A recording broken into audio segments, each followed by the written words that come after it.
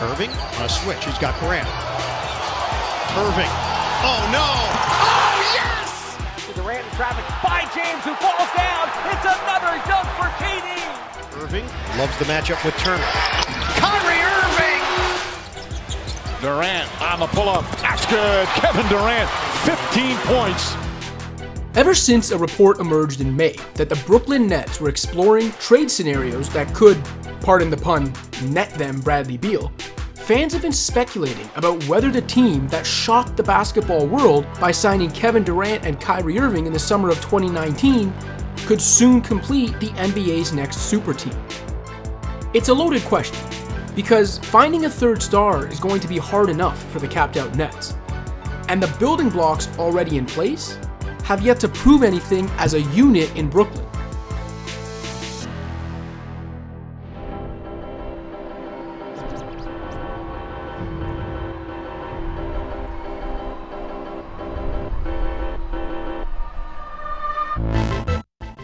Before we get to the future, let's take a stroll down memory lane to remind ourselves just how crazy it is that the Nets are even in this position.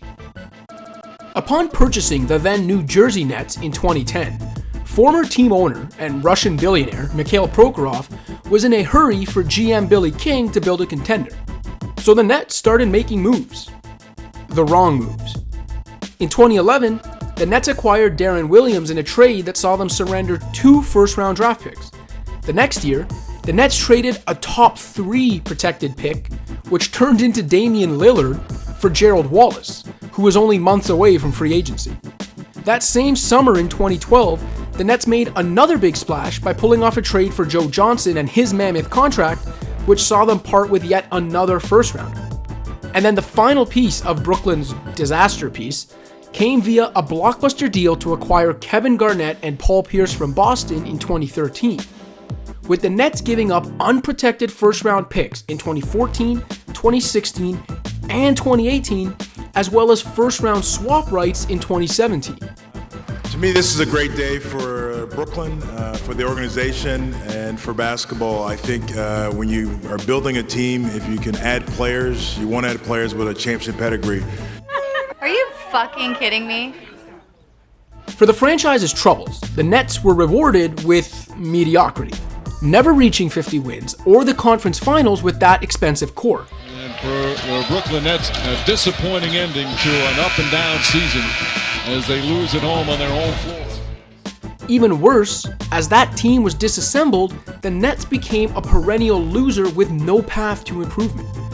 Between the 2015-16 and 2017-18 seasons, Brooklyn averaged 59 losses and never finished better than 12th in the Eastern Conference. But there was also no light at the end of the tunnel that high first-round picks usually provide such a lowly franchise. It was, without question, the most depressingly hopeless situation an NBA franchise had ever found itself in when it comes to building for the future. Who are these fucking guys? And yet, only a few years later, we're talking about the Nets as a potential super team. How? Well, new general manager Sean Marks went about rebuilding the team by making the most of the few draft assets he did have at his disposal. Taking chances on high upside youngsters who had seen their value decline, like D'Angelo Russell, and hired new head coach Kenny Atkinson, who got a scrappy young team to play smart basketball. Get it in for Dinwiddie, turn and fire. Oh, he's got it! Spencer Dinwiddie has tied the game! Under Atkinson, the Nets became one of the league's best when it came to taking the most efficient shots on the offensive end, while also forcing opponents into the least efficient shots on the other end. Rubio swings it, O'Neal. Oh, and Davis! A major rejection! Hard drive, oh, rejected! The Fro just got the king! And as the team's overall talent level developed, the combination of that talent and high IQ ball in a vastly improved organizational culture under Marks and Atkinson led to a surprising playoff berth in 2019. Brooklyn clinches a playoff spot for the first time since 2015. Suddenly, a Nets team that was dead on arrival only a couple years earlier had a boatload of cap space to play with, and an exciting up-and-coming franchise to pitch to free agents, which is more than you can say for New York's other team. I mean, the Knicks can't catch a break to save their damn lives. And it just so happened that a couple of superstars were looking for new homes. On the first day of free agency, Marks' rebuild paid stunning dividends, with Irving and Durant joining the team, while the Nets sent Russell to Golden State in a sign-in trade. The question now is whether last year's free agent haul represents the peak for Brooklyn, or merely just the launching point for a new beast in the East. The early results weren't exactly encouraging. The Nets will enter the Orlando bubble 7th in the Eastern Conference, a losing team well off last year's 42-win pace. The team also parted ways with Atkinson in March. The obvious counter to any negativity regarding Brooklyn's 2019-20 season is that no one expected the Nets to contend while Durant took the year off to rehab his surgically repaired Achilles. And the team had to play the majority of the season without Irving too, who was plagued by shoulder and knee injuries before undergoing season-ending shoulder surgery in February. With KD and Kyrie in the fold, the Nets aren't going to have the cap space necessary to add another star via free agency in the near future. Durant and Irving combined are set to earn more than $73 million next season, nearly $77 million in the 2021-22 season, and have player options worth a combined $80.4 million in 2022-23. Remember, too, that there's a lot of uncertainty surrounding how the salary cap could decline in the wake of this year's pandemic-related shutdown. So, barring a level of creative cap gymnastics even Daryl Morey would probably find unfathomable, it seems like the Nets would have to go the trade route if they want more star power. Here's the deal, okay? Bradley Beal averaged 30 last year. Bradley Beal was the only thing worth watching. Even though Bradley Beal is making $28 million in today's NBA market, as far as I'm concerned, he's underpaid. This dude is a big-time scorer. He's a big-time ball player. I love him.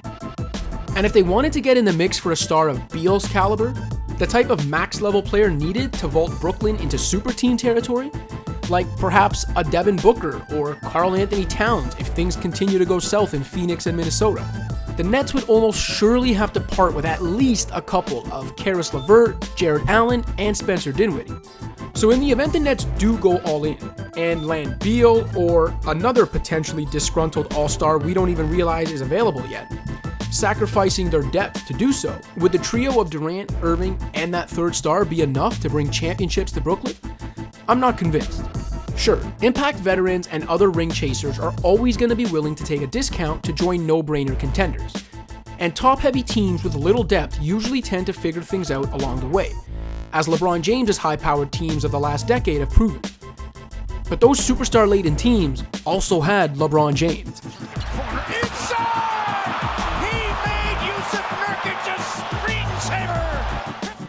There have been plenty of other super teams in recent memory derailed by chemistry issues, like the 2003-2004 Lakers and the 2012-2013 Lakers.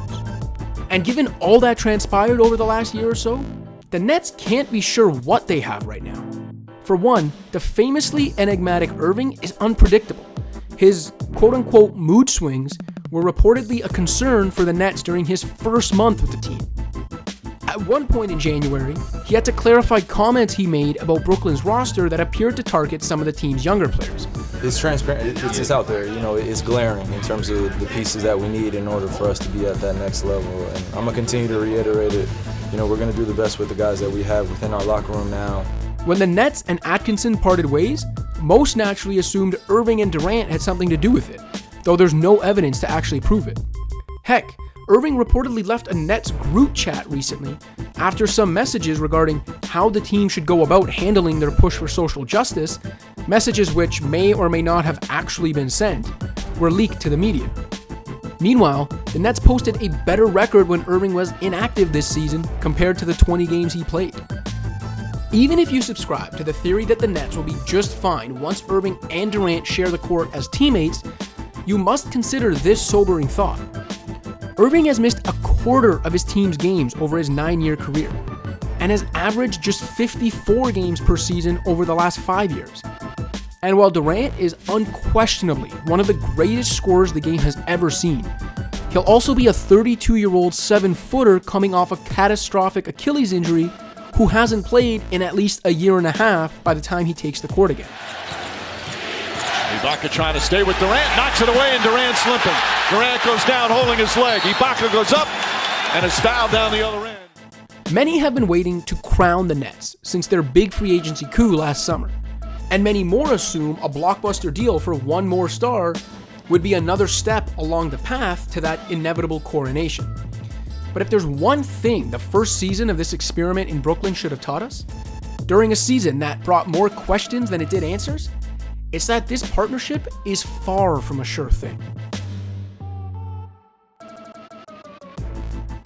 Thanks for watching. If you liked this video and want to see more content like this, be sure to hit that subscribe button.